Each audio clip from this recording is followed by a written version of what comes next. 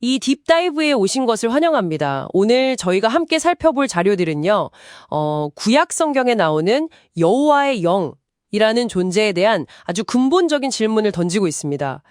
이 영이 과연 누구를 가리키는 걸까요? 우리가 아는 제3위 하나님? 성령님 자신일까요? 아니면 하나님의 이름으로 보냄받은 메신저, 그러니까 천사들을 의미하는 걸까요? 네, 아주 흥미로운 질문이죠. 그래서 이 질문에 좀 더 깊이 다가가 보기 위해서 당신이 준비해 주신 다양한 성경 자료들을 살펴볼 겁니다.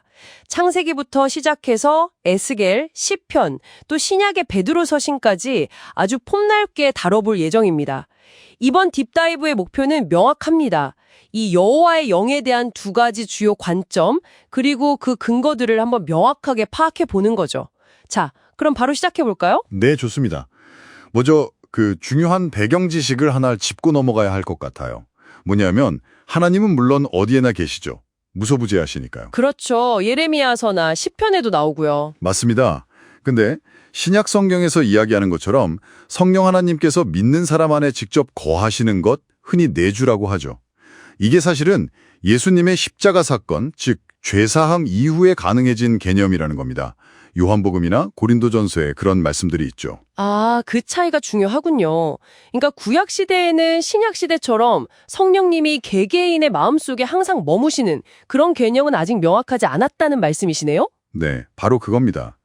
이 차이점을 염두에 두는 것이 구약의 여호와의 영을 이해하는데 아주 중요한 출발점이 됩니다. 그렇다면 구약에 등장하는 그 여호와의 영은 구체적으로 누구로 봐야 할까요?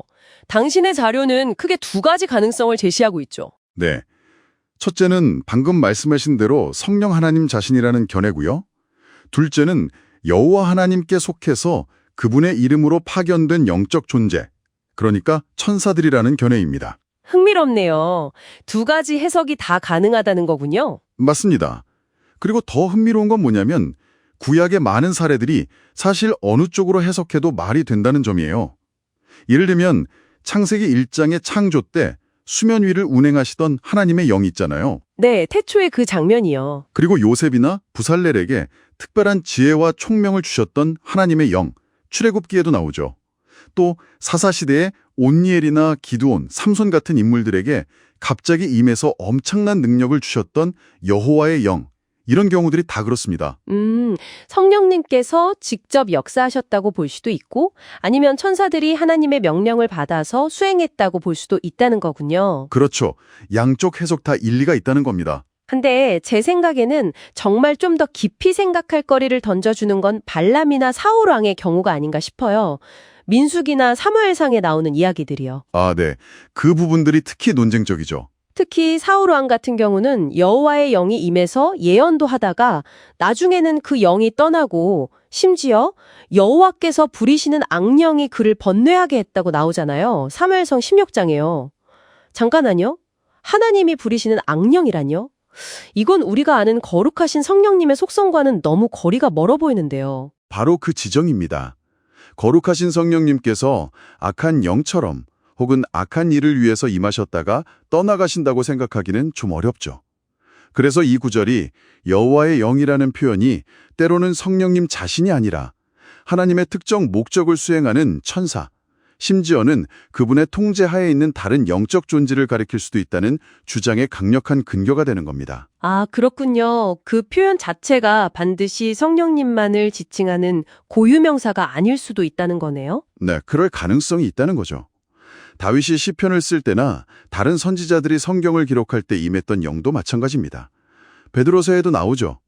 또 에스겔 선지자를 갑자기 들어서 다른 곳으로 옮기기도 했던 주의 영 같은 경우도요. 에스겔서에 나오는 그 신비한 이동 장면들이요? 네, 이것들도 성령님의 직접적인 감동과 역사로 볼 수도 있지만 어쩌면 천사를 통해 하나님의 강력한 메시지 전달이나 역사가 이루어진 것으로 해석할 여지도 충분히 있다는 겁니다. 그럼 종합을 좀 해보죠.